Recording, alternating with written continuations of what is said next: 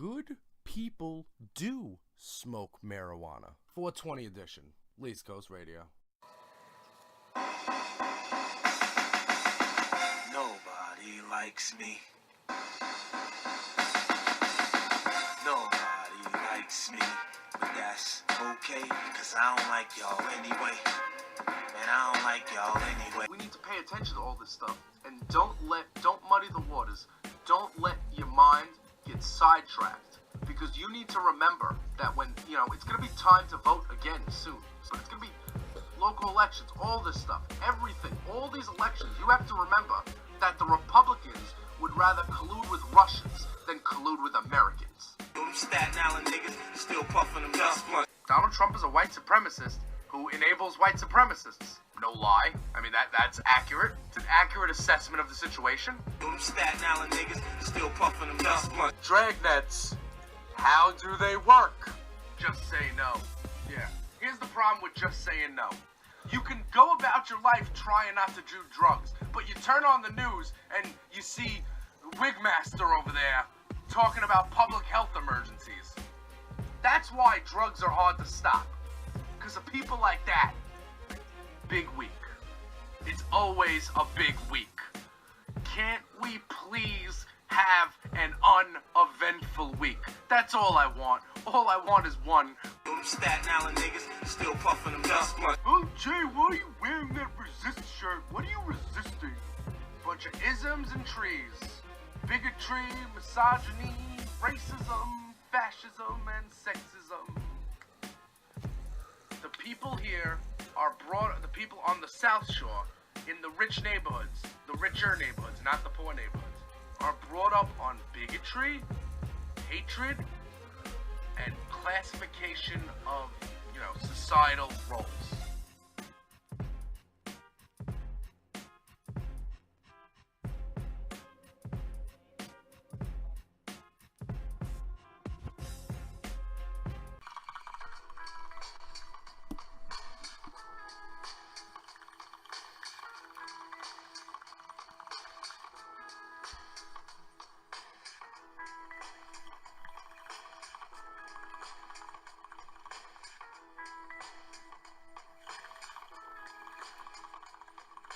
Hey yo, who's in the house? Dyze in your house. What goes on, peeps? Welcome into another action-packed edition of Dyze in your house, right here on East Coast Radio. Another action-packed edition. This comes to you every Friday. It's the pre-show, the post-show, the prelude to the J Porks podcast that comes to you every Monday night on the Dare Network. So what you can do to subscribe to East Coast Radio is you go to iTunes, you go to the podcast app, and you search for Dyze in your house. You search for East Coast Radio. You could search my government name. Either way, you're going to be able to subscribe to East Coast Radio and get all new episodes of Dyze in your house, the monthly music podcast Dyze in your ears, and we're going to do some fun stuff. And this year, 420 fell on a Friday. So that means it's Dyze in your weed, I guess.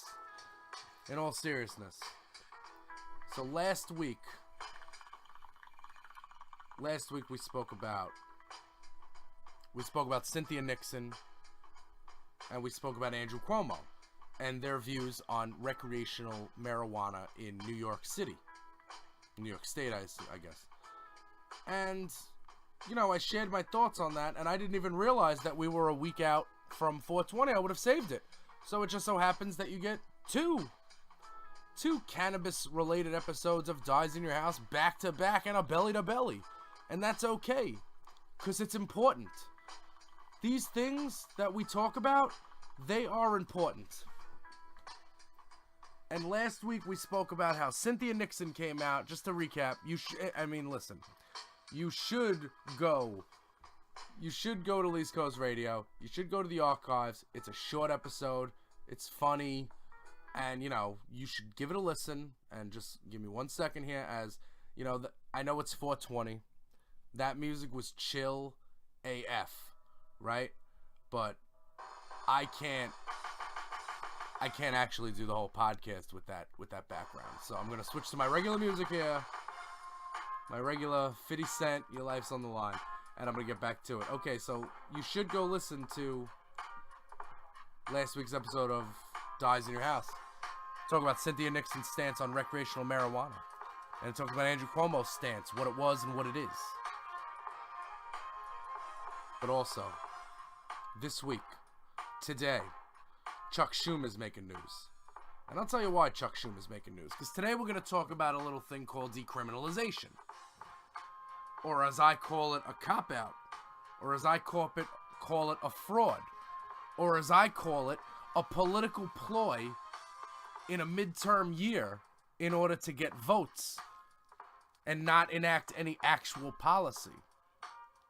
Okay, so if you've ever listened to me before, you know that I'm all about tax and regulate responsible adult marijuana use, because it's for job creation, it's for civil justice, and we can use those tax dollars to pay for things like education and healthcare. Also, marijuana, I'm going to say this at the top, I'll get back to it in a little while. Marijuana is not a gateway drug. It is an exit drug. And I'm going to explain what that means in a little while. You can probably draw your own conclusions to that. So decriminalization means exactly what it sounds like it means. And no, I'm not reading out of a dictionary. They're going to decriminalize weed, so you're allowed to have it. Cool. Where do I get it? Oh, I still have to go to a drug dealer to get it. A drug dealer on the black market who got his hands on some illegal pot. Therefore, most likely, he got his hands on some heroin and some cocaine and some prescription pills and some crack or some meth if you live in the South, Jersey. But so yeah, you can decriminalize it all you want. So you decriminalize it, that means when you're stop and frisking me, I can't get in trouble for having a little amount of pot on me.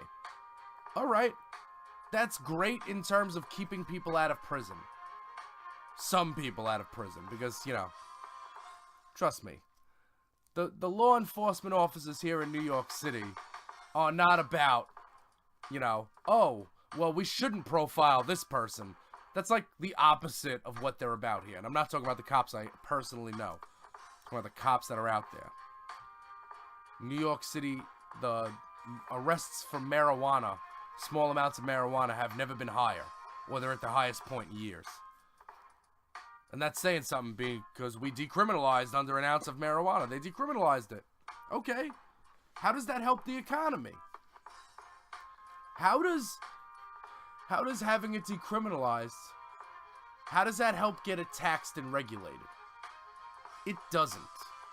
So I need people to understand that although, and again, not again, this is the first time I'll say this is a big step for Chuck Schumer. Chucky Shucky Quack Quack over here. Chuck Schumer, if you know anything about him, he's all about I'm here to protect your kids from, insert, trend kids are doing these days, here. That's what he's about. Four Loko, whatever the thing is of the moment, K2, that's what Chuck Schumer's always about, the kids. And today, on 420, they're either introducing the bill or they're bringing it to the floor for, discussion. And, a decriminalization bill. Now, I saw this on my way to work this morning. I'm talking to my father in the car, and I'm telling him what a sham decriminalization is. I'm telling him what a fraudulent act it is, right? And then I read a story. That says that in this decriminalization bill, Chuck Schumer wants to, and I don't know if they're the same thing. So I'm sorry if I'm not a policy wonk, but we've been fighting. I want state rights recreational weed. That means I want states to be able to vote, and I want to be able to go to the polls and vote for the person that is going to make recreational weed a thing here in New York City, right? So state rights. But if you decriminalize something in a state, that doesn't help the federal law. you know? So it doesn't move you any closer to legalizing for recreational. Whereas this bill that Chuck Schumer is introducing is going to remove marijuana from the scheduled classifications list. Not move it down to Schedule 2, not move it down to Schedule 3 or 4, but remove it totally and leave the power up to the states if they want to vote and do some state rights stuff on recreational marijuana. A plant that line conservatives out there that aren't interested in hearing people talk about the benefits of marijuana, but those hardline conservatives also enact policies that hurt people based on their, like, everything that conservatives do, no matter how many poor people, no matter how many minorities, no matter how many women it hurts, their excuse is, this is for Jesus. You know, they hold the Bible and they say, listen, this is what Jesus wants. All right, this plant was here. What now? Change my mind, you know? That's how I feel. Your book says it's here. I mean, the book doesn't say it's here. It's here on Earth. It's not a manufactured thing. It grows. And it has medical benefits. And it also has benefits in helping what we're going through this opioid epidemic in America. Now listen, we've been going through an opioid epidemic and a heroin epidemic for 50 years already.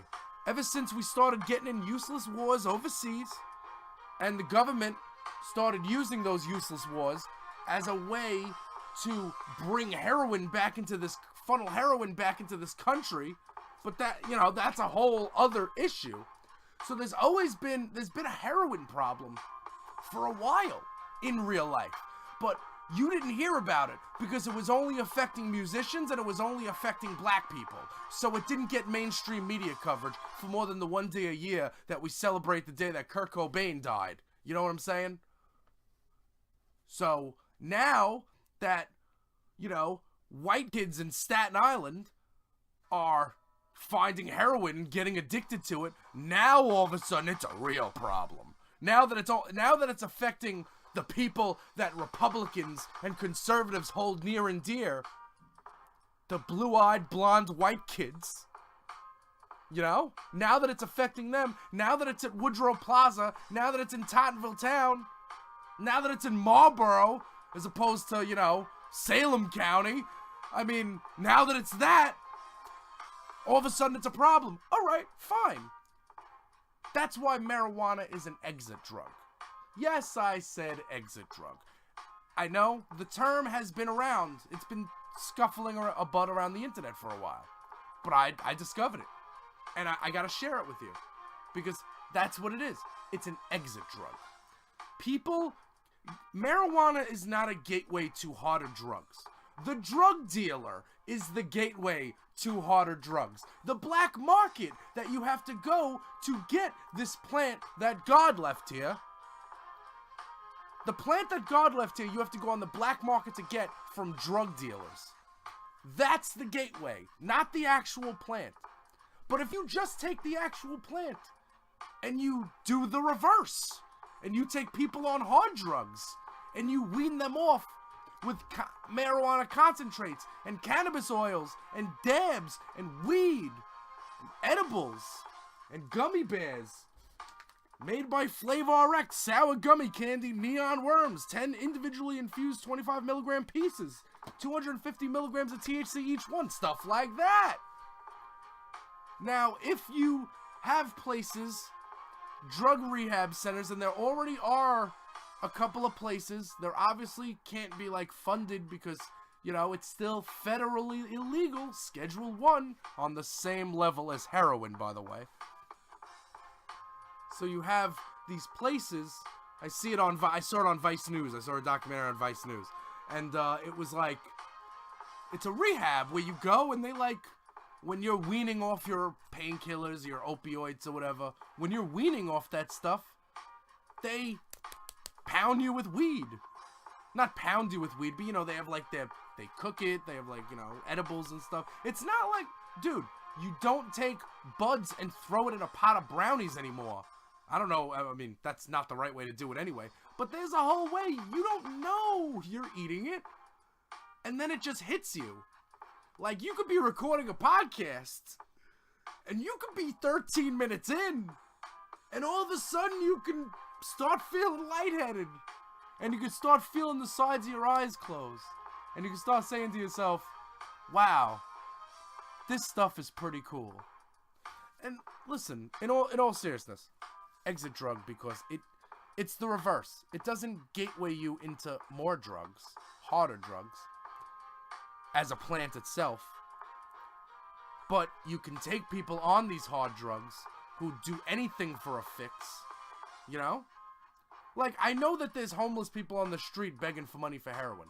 But, I mean, if I went up to them and I gave them a sick bong rip and they got freaking stoned, I think that would be something. I think we can... It's proven that states that have legalized pot for recreational purposes have seen a decrease. I just took a math test too. My student just took a math test. We definitely failed. States that have legalized for recreational use, there is a decrease in opioid addiction and opioid related deaths. Those are real numbers. The over 200,000 jobs being created right now because of the legal marijuana industry, those are real numbers. The $1 billion that Colorado is on pace to bring in from tax revenue, billions and billions of dollars, those are real numbers. And teen use of marijuana in those states not going up significantly, those are real numbers. All of this, there is no science. There is no science and there is no religion. I mean, there is no like the Bible religion and Judaism religion and, you know, none of the religions that I'm familiar with prohibit pot use, you know? And, like, it's just, for society, man. And I'll use the line from Bill Hicks. If you go to a baseball game and screaming and making a ruckus, are they drunk or are they smoking pot? They're drunk. Let me tell you something else about being drunk. And I haven't had a drink since December of 2013. Thank you very much. You know why I haven't had a drink? Because it's literal poison. It's literally poison. Not only is it poison, not only does it destroy your insides, but it contributes to destroying your family, destroying relationships, destroying your employment status. Because again, when something like vodka, something that you can just drink and go to work, drink, get in your car. Why do all bars have parking lots if drinking and driving is such a big deal? Do we really care about people? Because if we really cared about people, we would wonder, why is alcohol legal? And if alcohol is going to be legal, if that's what we're going to do, then there is no reason that a plant that helps people in endless amounts of ways should be illegal. And I know that you know this. And I know I'm not really changing anybody's mind here. Because people who are going to tune into my podcast most likely are thinking with me. And it just makes me sick. It makes me sick that it's 2018. And after Colorado and Washington showed you what it's like. After they showed you that legalization is a good thing. That we're still sitting here and we're not moving forward with it everywhere. It just doesn't make sense to me. And I was bashing Chuck Schumer's decriminalization bill. But if that decriminalization bill removes marijuana from the scheduled drugs list, then we are talking. The walls are now closing in on this. And we're close. J. Porks, Dyze in your house.